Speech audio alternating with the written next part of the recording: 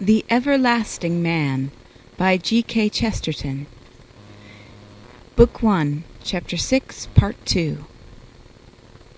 I have called the fourth and final division of the spiritual elements into which I should divide heathen humanity by the name of the Philosophers.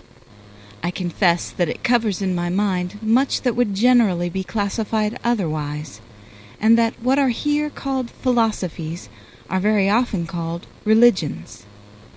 I believe, however, that my own description will be found to be much the more realistic and not the less respectful. But we must first take philosophy in its purest and clearest form, that we may trace its normal outline, and that is to be found in the world of the purest and clearest outlines, the culture of the Mediterranean, of which we have been considering the mythologies and idolatries in the last 2 chapters. Polytheism, or that aspect of paganism, was never to the pagan what Catholicism is to the Catholic. It was never a view of the universe satisfying all sides of life, a complete and complex truth with something to say about everything. It was only a satisfaction of one side of the soul of man, even if we call it the religious side, and I think it is truer to call it the imaginative side. But this it did satisfy. In the end, it satisfied it to satiety. All that world was a tissue of interwoven tales and cults, and there ran in and out of it, as we have already seen, that black thread among its more blameless colors, the darker paganism that was really diabolism. But we all know that this did not mean that all pagan men thought of nothing but pagan gods. Precisely because mythology only satisfied one mood, they turned in other moods to something totally different. But it is very important to realize that it was totally different. It was too different to be inconsistent. While a mob of people were pouring on a public holiday to the feast of Adonis or the games in honor of Apollo, this or that man would prefer to stop at home and think out a little theory about the nature of things. Sometimes his hobby would even take the form of thinking about the nature of God, or even, in that sense, about the nature of the gods. But he very seldom thought of pitting his nature of the gods against the gods of nature. It is necessary to insist on this abstraction in the first student of abstractions. He was not so much antagonistic as absent-minded. His hobby might be the universe, but at first the hobby was as private as if it had been numismatics or playing draughts. And even when his wisdom came to be a public possession, and almost a political situation, it was very seldom on the same plane as the popular and religious institutions. Aristotle, with his colossal common sense, was perhaps the greatest of all philosophers, certainly the most practical of all philosophers. But Aristotle would no more have set up the absolute, side by side with the Apollo of Delphi, as a similar or rival religion, then Archimedes would have thought of setting up the lever as a sort of idol or fetish to be substituted for the palladium of the city. Or we might as well imagine Euclid building an altar to the isosceles triangle, or offering sacrifices to the square of the hypotenuse. The one man meditated on metaphysics as the other man did on mathematics, for the love of truth, or for curiosity, or for the fun of the thing. But that sort of fun never seems to have interfered very much with the other sort of fun, the fun of dancing or singing to celebrate some rascally romance about Zeus becoming a bull or a swan. It is perhaps the proof of a certain superficiality and even insincerity about the popular polytheism that men could be philosophers and even skeptics without disturbing it. These thinkers could move the foundations of the world without altering even the outline of that colored cloud that hung above it in the air. For the thinkers did move the foundations of the world, even when a curious compromise seemed to prevent them from moving the foundations of the city.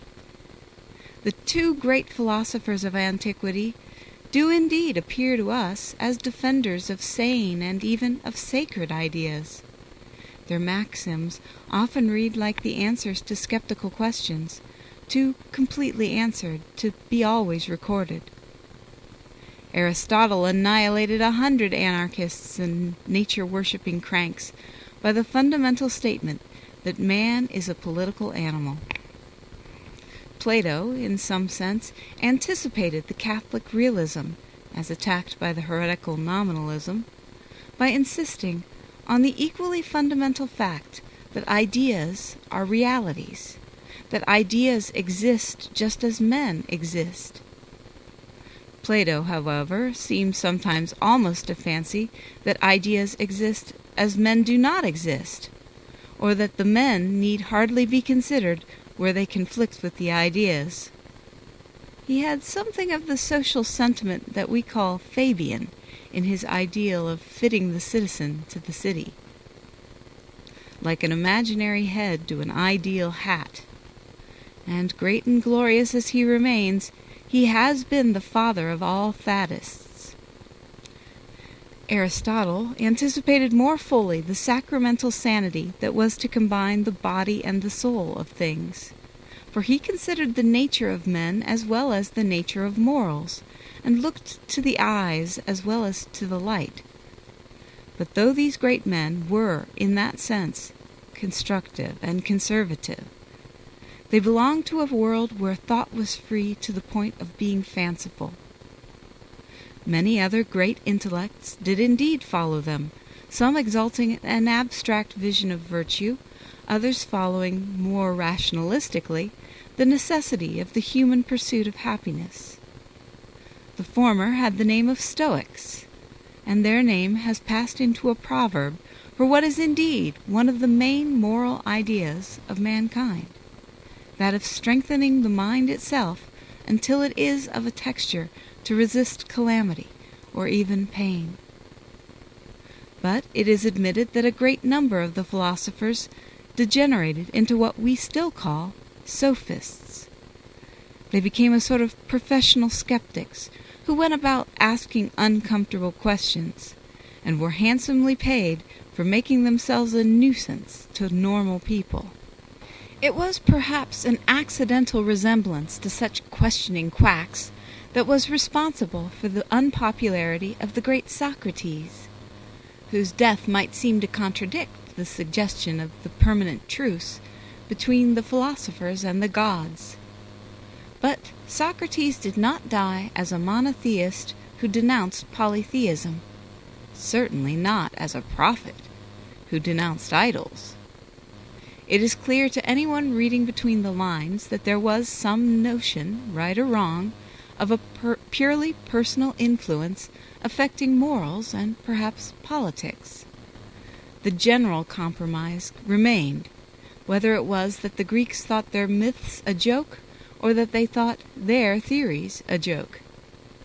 There was never any collision in which one really destroyed the other, and there was never any combination in which one was really reconciled with the other. They certainly did not work together. If anything, the philosopher was a rival of the priest. But both seemed to have accepted a sort of separation of functions and remained parts of the same social system. Another important tradition descends from Pythagoras, who is significant because he stands nearest to the Oriental mystics who must be considered in their turn. He taught a sort of mysticism of mathematics, that number is the ultimate reality. But he also seems to have taught the transmigration of souls, like the Brahmins, and to have left to his followers certain traditional tricks of vegetarianism and water drinking very common among the Eastern sages, especially those who figure in fashionable drawing rooms like those of the later Roman Empire. But in passing to Eastern sages, and the somewhat different atmosphere of the East, we may approach a rather important truth by another path. One of the great philosophers said that it would be well if philosophers were kings or kings were philosophers. He spoke as of something too good to be true, but as a matter of fact, it not unfrequently was true. A certain type, perhaps too little noticed in history, may really be called the royal philosopher. To begin with, apart from actual royalty, it did occasionally become possible for the sage, though he was not what we call a religious founder, to be something like a political founder. And the great example of this, one of the very greatest in the world, will, with the very thought of it, carry us thousands of miles across the vast spaces of Asia to that very wonderful, and in some ways that very wise world of ideas and institutions, which we dismiss somewhat cheaply when we talk of China.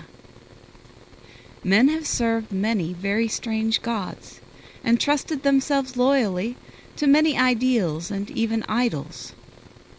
China is a society that has really chosen to believe in intellect. It has taken intellect seriously, and it may be that it stands alone in the world. From a very early age it faced the dilemma of the king and the philosopher by actually appointing a philosopher to advise the king. It made a public institution out of a private individual, who had nothing in the world to do but to be intellectual. It had, and has, of course, many other things on the same pattern. It creates all ranks and privileges by public examination. It has nothing that we call an aristocracy. It is a democracy dominated by an intelligentsia.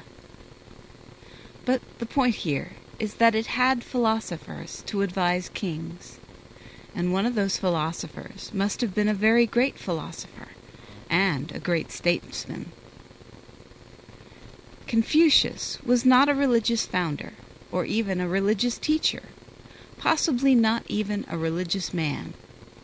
He was not an atheist. He was apparently what we call an agnostic. But the really vital point is that it is utterly irrelevant to talk about his religion at all. It is like talking of theology as the first thing in the story of how Rowland Hill established the postal system, or Baden-Powell organized the Boy Scouts. Confucius was not there to bring a message from heaven to humanity, but to organize China, and he must have organized it exceedingly well. It follows that he dealt much with morals, but he bound them up strictly with manners. The peculiarity of his scheme and of his country, to which it contrasts with its great pendant, the system of Christendom, is that he insisted on perpetuating an external life with all its forms, that outward continuity might preserve internal peace. Anyone who knows how much habit has to do with health, of mind as well as of body, will see the truth in his idea. But he will also see that the ancestor worship and the reverence for the sacred emperor were habits and not creeds. It is unfair to the great Confucius to say that he was a religious founder. It is even unfair to him to say that he was not a religious founder. It is as unfair as going out of one's way to say that Jeremy Bentham was not a Christian martyr. But there is a class of most interesting cases in which philosophers were kings, and not merely the friends of kings. The combination is not accidental. It has a great deal to do with this rather elusive question of the function of the philosopher. It contains in it some hint of why philosophy and mythology seldom came to an open rupture. It was not only because there was something a little frivolous about the mythology. It was also because there was something a little supercilious about the philosopher. He despised the myths, but he also despised the mob, and he thought they suited each other. The pagan philosopher was seldom a man of the people, at any rate in spirit. He was seldom a democrat, and often a bitter critic of democracy. He had about him an air of aristocratic and humane leisure, and his part was most easily played by men who happened to be in such a position. It was very easy and natural for a prince or a prominent person to play at being as philosophical as Hamlet or Theseus in the Midsummer Night's Dream. And from very early ages we find ourselves in the presence of these princely intellectuals. In fact, we find one of them in the very first recorded ages of the world, sitting on the primeval throne that looked over ancient Egypt.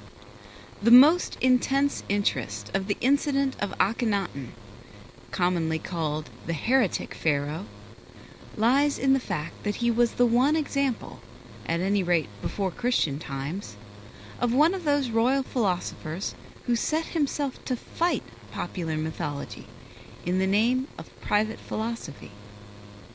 Most of them assumed the attitude of Marcus Aurelius, who is in many ways the model of this sort of monarch and sage.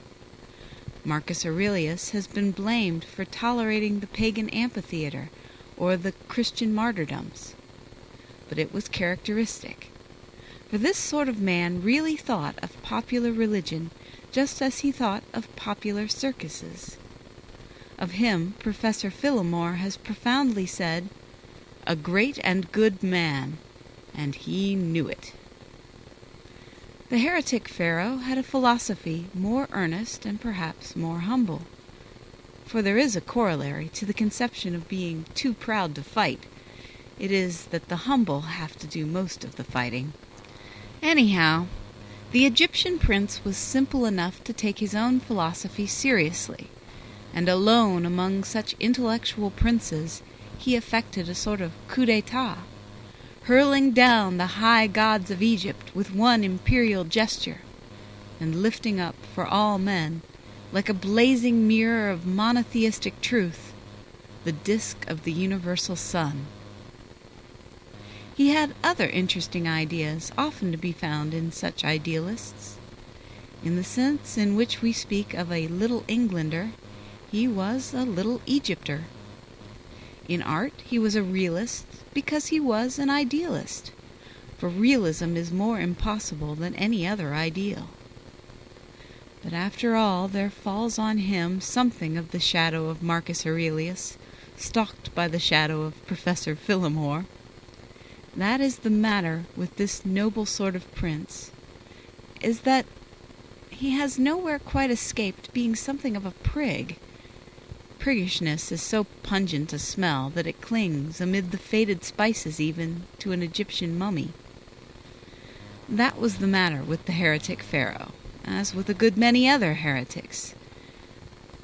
It was that he probably never paused to ask himself whether there was anything in the popular beliefs and tales of people less educated than himself. And as already suggested, there was something in them. There was a real human hunger in all that element of feature and locality, that procession of deities like enormous pet animals, in that unwearied watching at certain haunted spots, in all the many wanderings of mythology. Nature may not have the name of Isis, Isis may not be really looking for Osiris, but it is true that nature is really looking for something. Nature is always looking for the supernatural. Something much more definite was to satisfy that need, but a dignified monarch with a disk of the sun did not satisfy it.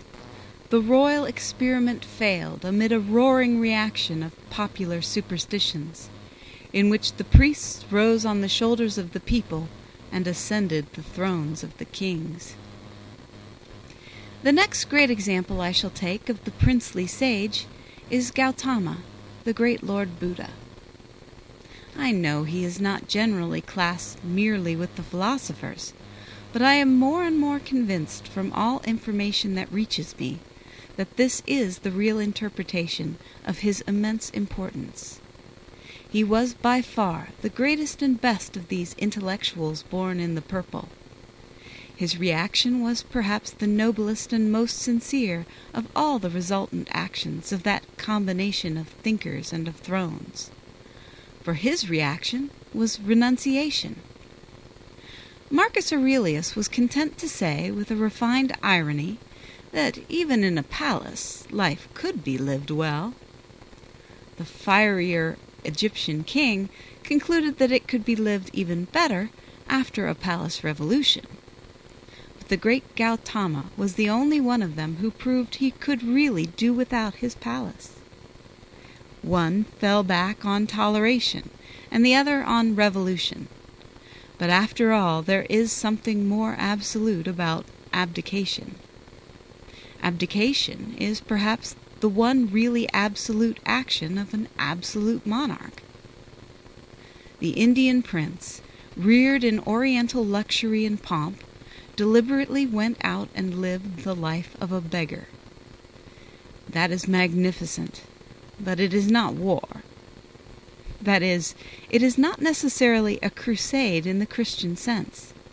It does not decide the question of whether the life of a beggar was the life of a saint or the life of a philosopher. It does not decide whether this great man is really to go into the tub of Diogenes or the cave of St. Jerome. Now, those who seem to be nearest to the study of Buddha, and certainly those who write most clearly and intelligently about him, convince me, for one, that he was simply a philosopher who founded a successful school of philosophy, and was turned into a sort of divus, or sacred being, merely by the more mysterious and unscientific atmosphere of all such traditions in Asia. So that it is necessary to say, at this point, a word about that invisible yet vivid borderline that we cross in passing from the Mediterranean into the mystery of the East. Perhaps there are no things out of which we get so little of the truth as the truisms, especially when they are really true. We are all in the habit of saying certain things about Asia which are true enough, but which hardly help us, because we do not understand their truth, as that Asia is old, or looks to the past, or is not progressive. Now, it is true that Christendom is more progressive, in a sense that has very little to do with the rather provincial notion of an endless fuss of political improvement.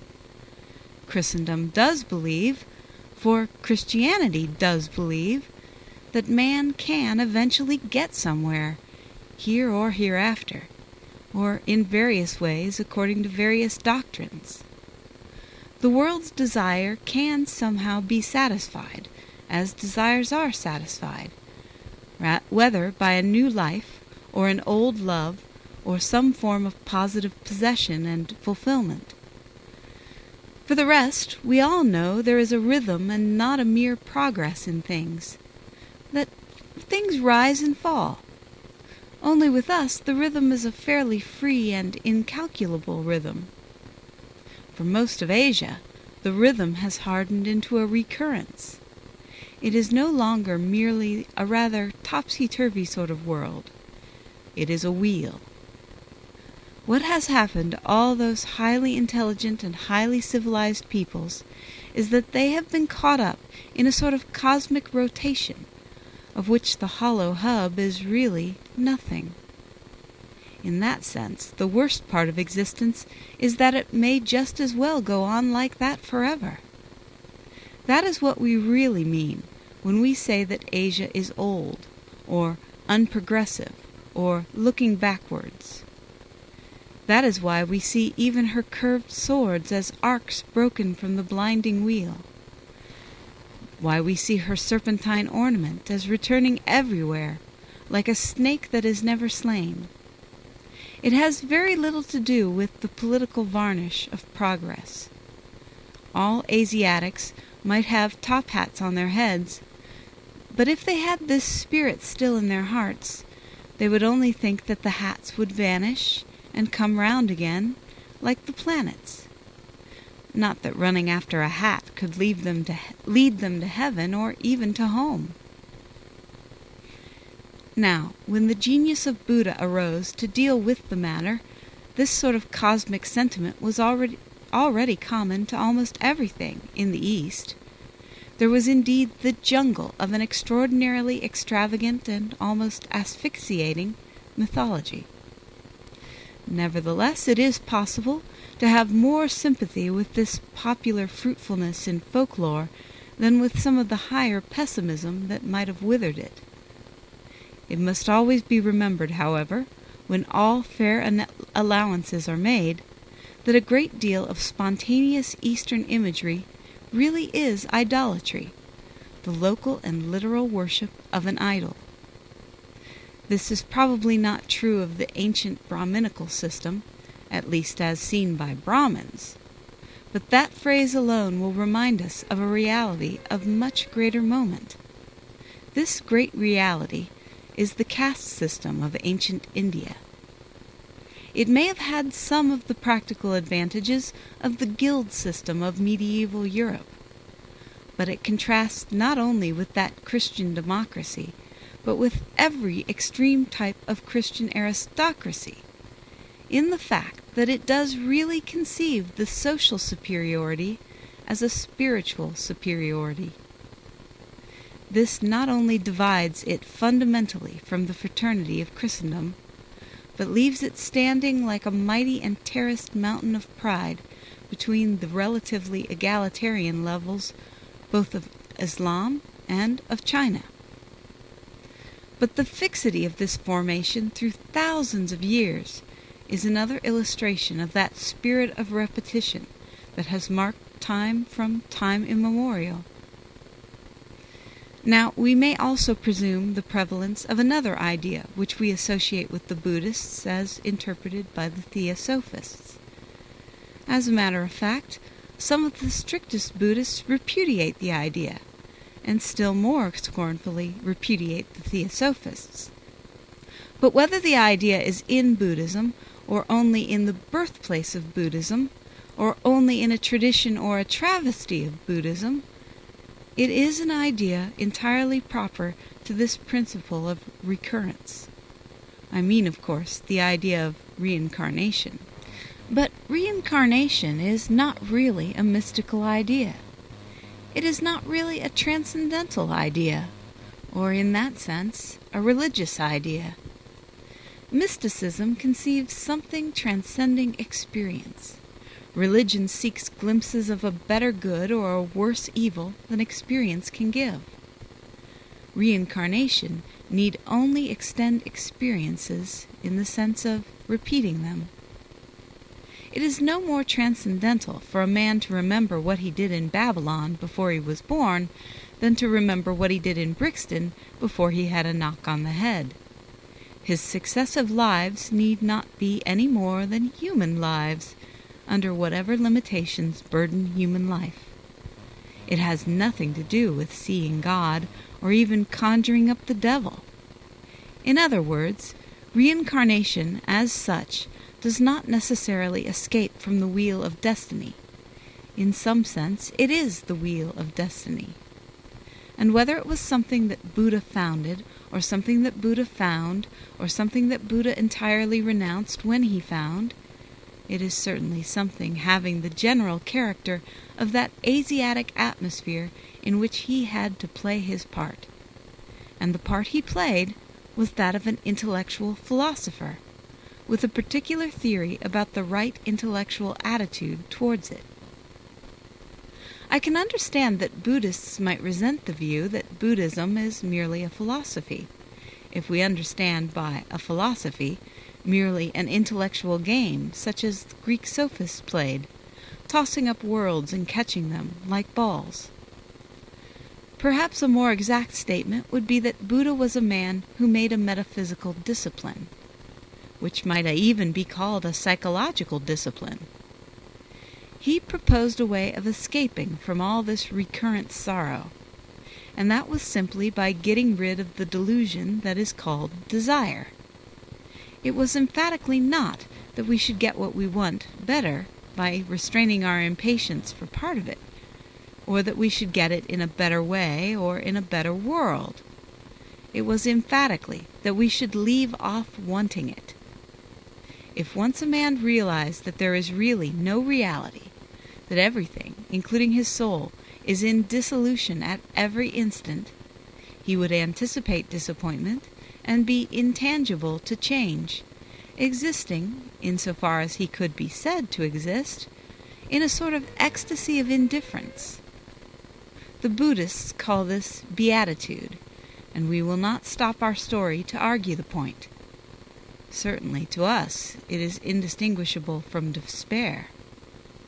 I do not see, for instance, why the disappointment of desire should not apply as much to the most benevolent desires as to the most selfish ones. Indeed, the Lord of Compassion seems to pity people for living rather than for dying. For the rest, an intelligent Buddhist wrote, "The explanation of popular Chinese and Japanese Buddhism is that it is not Buddhism." That has doubtless ceased to be a mere philosophy, but only by becoming a mere mythology. One thing is certain, it has never become anything remotely resembling what we call a church. It will appear only a jest to say that all religious history has really been a pattern of naughts and crosses. But I do not by naughts mean nothings, but only things that are negative compared with the positive shape or pattern of the other. And though the symbol is of course only a coincidence, it is a coincidence that really does coincide. The mind of Asia can really be represented by a round zero, if not in the sense of a cipher, at least of a circle. The great Asiatic symbol of a serpent with its tail in its mouth is really a very perfect image of a certain idea of unity and recurrence that does indeed belong to the Eastern philosophies and religions. It really is a curve that in one sense includes everything, and in another sense comes to nothing. In that sense it does confess, or rather boast, that all argument is an argument in a circle. And though the figure is but a symbol, we can see how sound is the symbolic sense that produces it. The parallel symbol of the wheel of Buddha, generally called the swastika. The cross is a thing at right angles, pointing boldly in opposite directions. But the swastika is the same thing in the very act of returning to the recurrent curve. The crooked cross is in fact a cross turning into a wheel. Before we dismiss even these symbols as if they were arbitrary symbols, we must remember how intense was the imaginative instinct that produced them, or selected them, both in the East and in the West. The cross has become something more than a historical memory. It does convey, almost as by a mathematical diagram, the truth about the real point at issue, the idea of a conflict stretching outwards into eternity. It is true, and even tautological, to say that the cross is the crux of the whole matter. In other words, the cross, in fact as well as figure, does really stand for the idea of breaking out of the circle that is everything and nothing. It does escape from the circular argument by which everything begins and ends in the mind. Since we are still dealing in symbols, it might be put in a parable in the form of that story about St. Francis, which says that the birds, departing with his benediction, could wing their way into the infinities of the four winds of heaven, their tracks making a vast cross upon the sky. For compared with the freedom of that flight of birds, the very shape of the swastika is like a kitten chasing its tail. In a more popular allegory, we might say that when St. George thrust his spear into the monster's jaws, he broke in upon the solitude of the self-devouring serpent, and gave it something to bite besides its own tail. But while many fancies might be used as figures of the truth, The truth itself is abstract and absolute, though it is not very easy to sum up except by such figures. Christianity does appeal to a solid truth outside itself, to something which is in that sense external as well as eternal. It does declare that things are really there, or, in other words, that things are really things. In this, Christianity is at one with common sense, but all religious history shows that this common sense perishes, except where there is Christianity to preserve it. It cannot otherwise exist, or at least endure, because mere thought does not remain sane. In a sense, it becomes too simple to be sane. The temptation of the philosophers is simplicity rather than subtlety. They are always attracted by insane simplifications, as men poised above abysses are fascinated by death and nothingness and the empty air. It needed another kind of philosopher to stand poised upon the pinnacle of the temple and keep his balance without casting himself down. One of these two obvious explanations is that everything is a dream and a delusion, and there is nothing outside the ego. Another is that all things recur. Another, which is said to be Buddhist and is certainly Oriental, is the idea that what is the matter with us is our creation, in the sense of our colored differentiation and personality, and that nothing will be well till we are again melted into one unity. By this theory, in short, the creation was the fall. It is important historically because it was stored up in the dark heart of Asia, and went forth at various times, in various forms, over the dim borders of Europe. Here we can place the mysterious figure of Manes, or Manichaeus, the mystic of inversion, whom we should call a pessimist, parent of many sects and heresies. Here, in a higher place, the figure of Zoroaster. He has been popularly identified with another of these two simple explanations, the equality of evil and good, balanced and battling in every atom. He also is of the school of sages that may be called mystics, and from the same mysterious Persian garden came upon ponderous wings Mithras, the unknown god, to trouble the last twilight of Rome. That circle or disk of the sun, set up in the morning of the world by the remote Egyptian, has been a mirror and a model for all the philosophers. They have made many things out of it, and sometimes gone mad about it, especially when, as in these Eastern sages, the circle became a wheel going round and round in their heads. But the point about them is that they all think that existence can be represented by a diagram instead of a drawing, and the rude drawings of the childish myth-makers are a sort of crude and spirited protest against that view.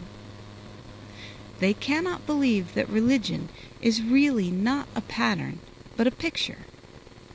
Still less can they believe that it is a picture of something that really exists outside our minds.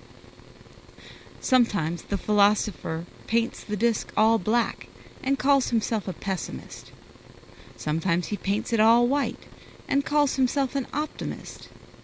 Sometimes he divides it exactly into halves of black and white and calls himself a dualist. Like those Persian mystics, to whom I wish there was space to do justice. None of them could understand a thing that began to draw the proportions just as if they were real proportions, disposed in the living fashion, which the mathematical draftsman would call disproportionate. Like the first artist in the cave, it revealed to incredulous eyes the suggestion of a new purpose in what looked like a wildly crooked pattern. He seemed only to be distorting the diagram, when he began, for the first time in all the ages, to trace the lines of a form, and of a face. End of chapter 6.